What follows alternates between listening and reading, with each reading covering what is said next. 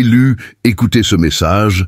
Avant même d'envisager de franchir le seuil de votre porte dans les jours qui suivront le grand événement céleste.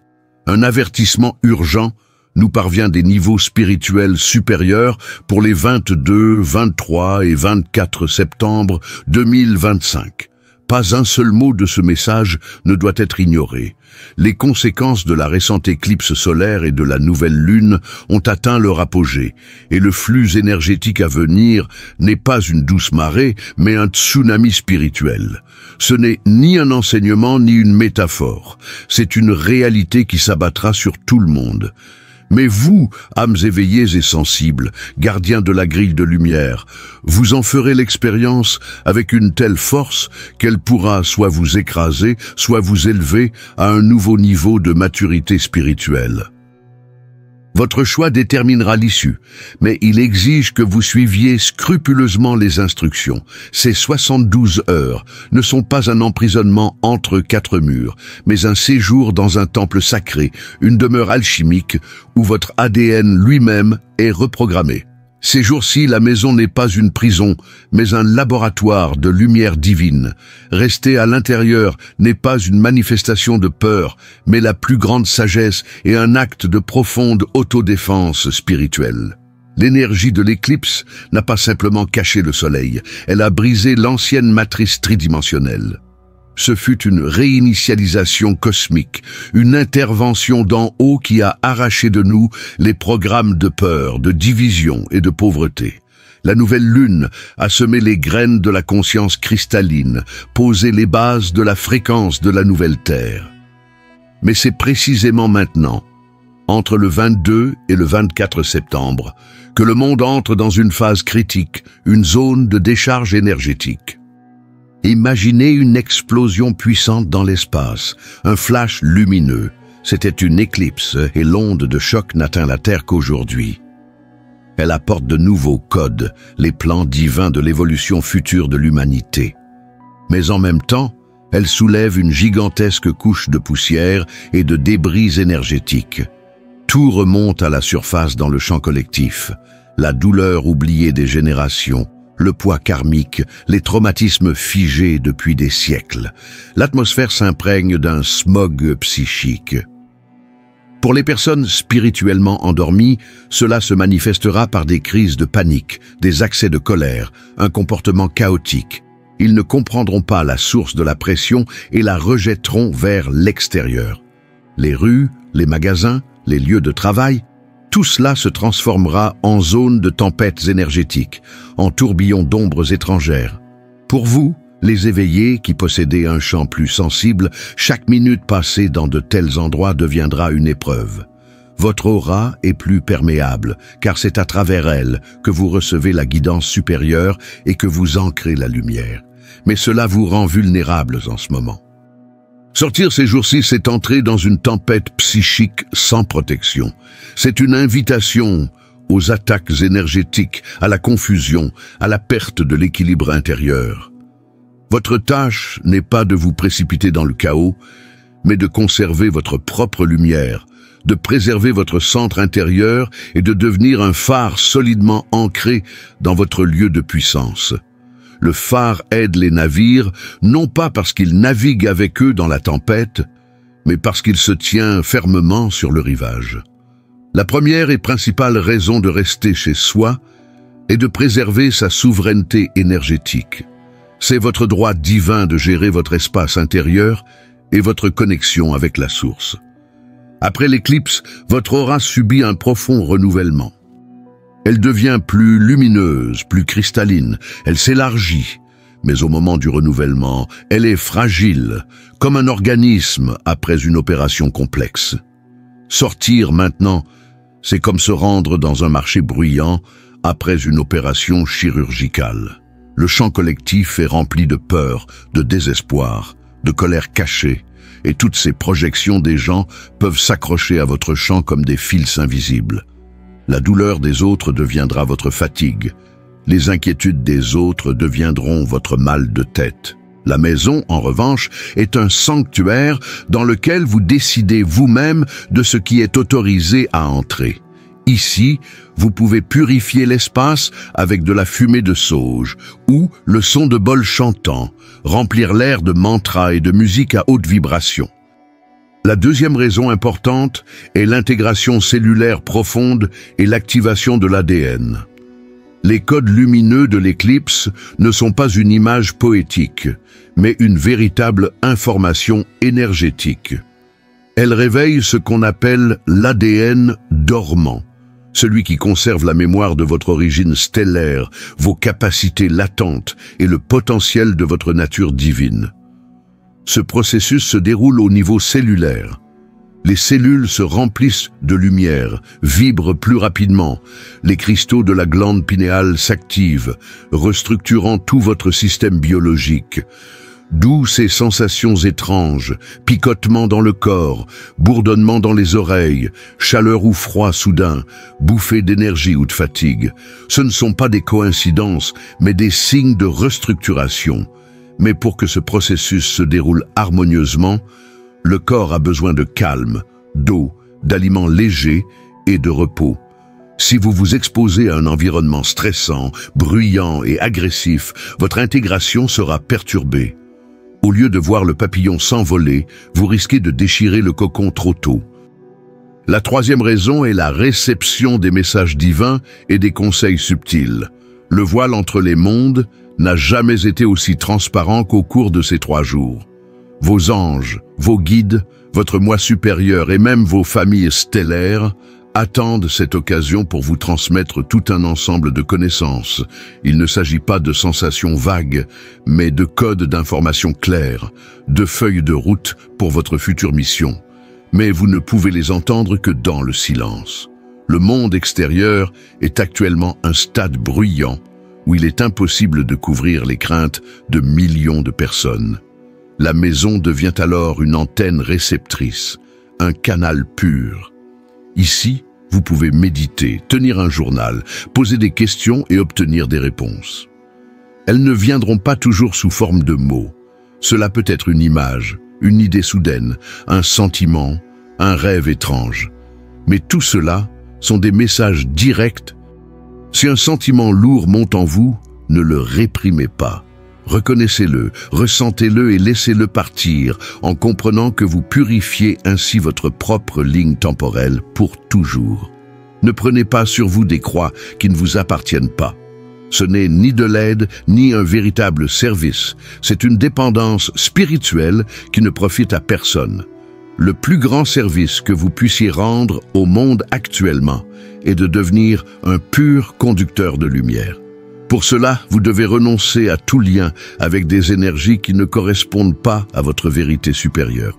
Si l'idée de renoncer aux liens qui vous entravent trouve un écho chez le guerrier de lumière qui est en vous, si vous êtes prêt à occuper votre espace et à purifier uniquement votre champ, déclarez-le. Faites une déclaration ferme à l'univers. Je lâche tout ce qui ne m'appartient pas. Que cela devienne votre puissant décret. Prononcez-le, ressentez-le, croyez-y. À ce moment-là, vous rompez les anciennes chaînes énergétiques et entrez dans votre véritable pouvoir. Cela est directement lié à la 5e raison spirituelle de rester chez soi, la construction consciente de l'architecture de votre nouvelle ligne temporelle. La période entre le 22 et le 24 septembre n'est pas seulement une phase d'intégration passive, c'est le plus grand portail de manifestation de l'année, voire de la décennie. L'énergie est actuellement comme de l'argile cosmique primitive, humide, malléable et prête à prendre n'importe quelle forme. Vos pensées, vos émotions, vos paroles et vos intentions sont les mains qui modèlent cette argile, qui se solidifie rapidement pour façonner votre avenir. Dans l'ancienne réalité tridimensionnelle, une pensée négative pouvait se manifester pendant des semaines, des mois, voire des années, si tant est qu'elle se manifestait. Aujourd'hui, il n'y a plus de délai. Ces jours-ci, votre état émotionnel dominant devient un ordre direct de l'univers. Ce que vous ressentez le plus fortement se manifeste instantanément. C'est pourquoi l'environnement extérieur est particulièrement dangereux en ce moment. Le monde est plein de déclencheurs de basses vibrations qui peuvent capter votre attention et vous imposer la peur. La radio allumée, avec ses nouvelles alarmantes, sème dans votre esprit l'idée de pénurie. Une scène de grossièreté sur la route suscite l'irritation. Le fil d'actualité des réseaux sociaux suscite la comparaison et l'envie. Une conversation entendue par hasard sur les peurs engendre de l'anxiété. Chacun de ces moments est une empreinte sur l'argile encore molle de votre avenir. Votre maison est un incubateur de manifestation, un atelier sacré où vous pouvez consciemment façonner votre réalité.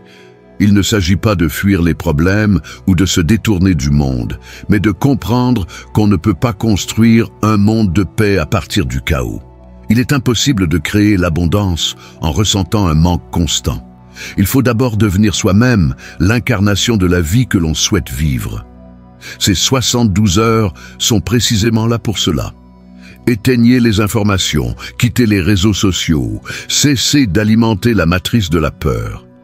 Créez autour de vous une atmosphère qui reflète vos rêves. Mettez de la musique inspirante, regardez des films positifs, dressez une liste de remerciements, créez une carte de vos désirs.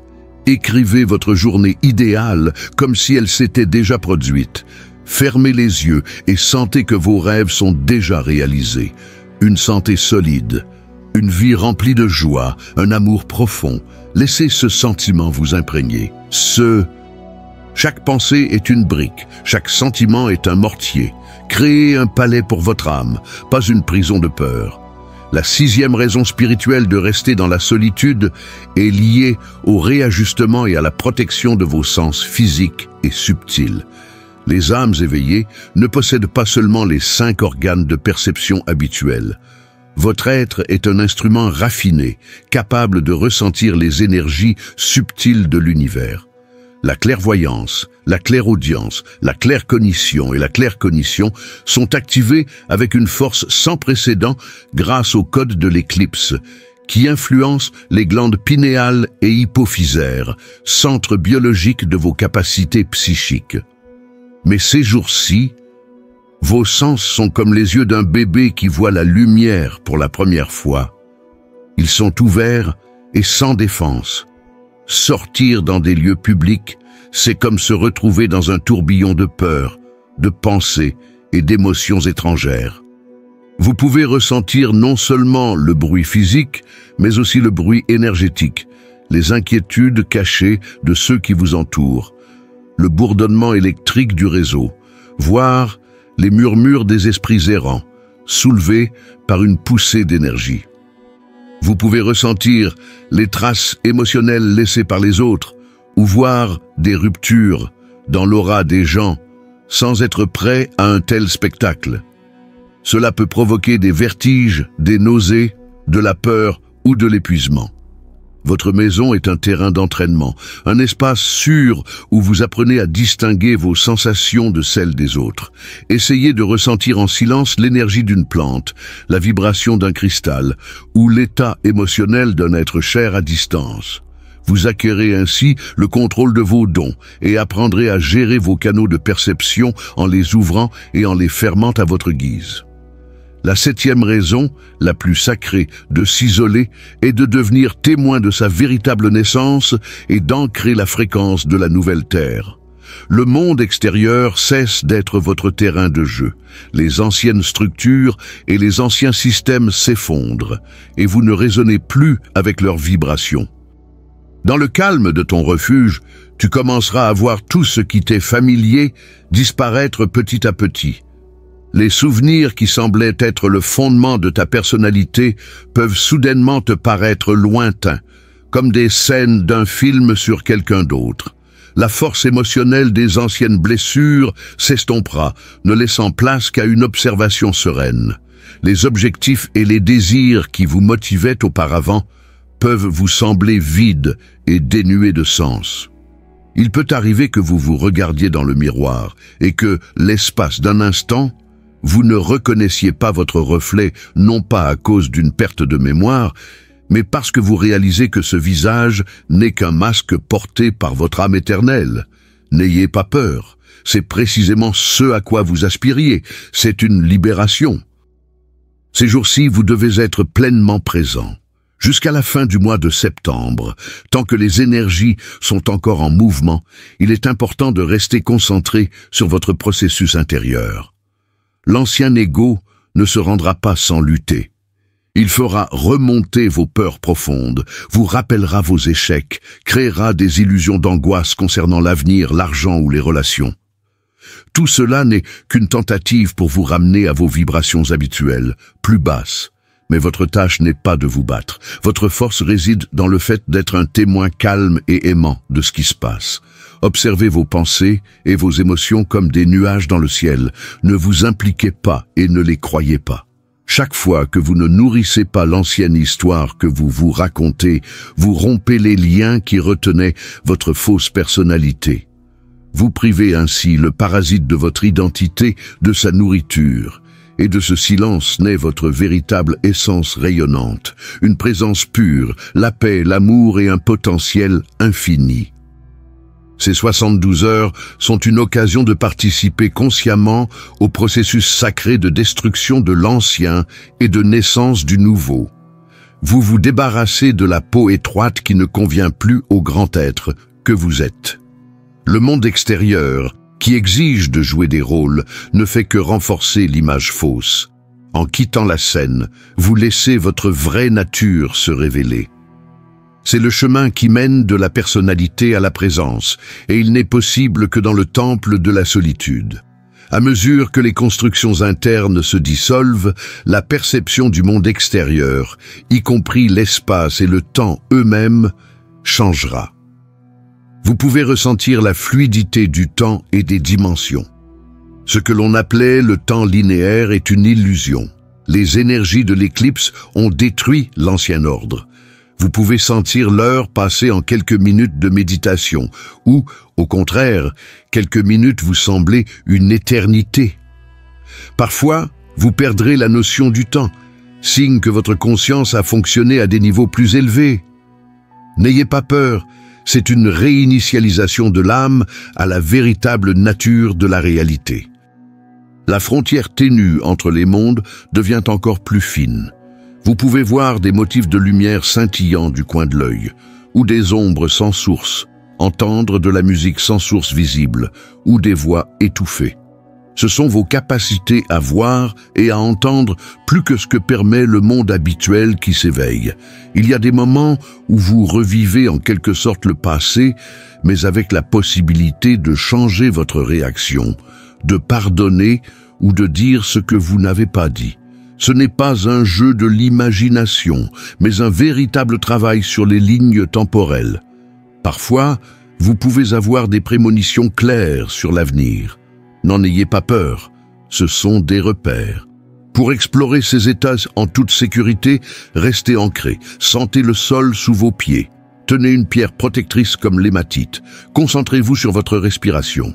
Ainsi, vous restez ancré dans le présent sans perdre le contact avec les niveaux de conscience élargis. Votre maison est désormais un vaisseau temporel. Préparez l'espace, débarrassez-vous du superflu, passez dans les pièces avec de l'encens, de la sauge ou une autre fumée purificatrice, aérez les pièces, faites sonner une clochette ou utilisez un bol chantant pour purifier l'énergie stagnante. Disposez des cristaux, du sélénite pour la lumière, du tourmaline près des portes et des fenêtres pour la protection, de l'améthyste pour la connexion spirituelle.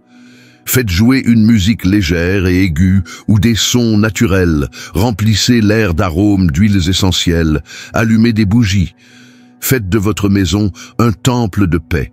Traitez votre corps comme un récipient sacré. Buvez beaucoup d'eau pure avec une pincée de sel marin ou un quartier de citron. Mangez des aliments simples et légers, fruits frais, légumes, soupes légères, tisanes. Évitez les repas copieux, l'alcool et l'excès de caféine.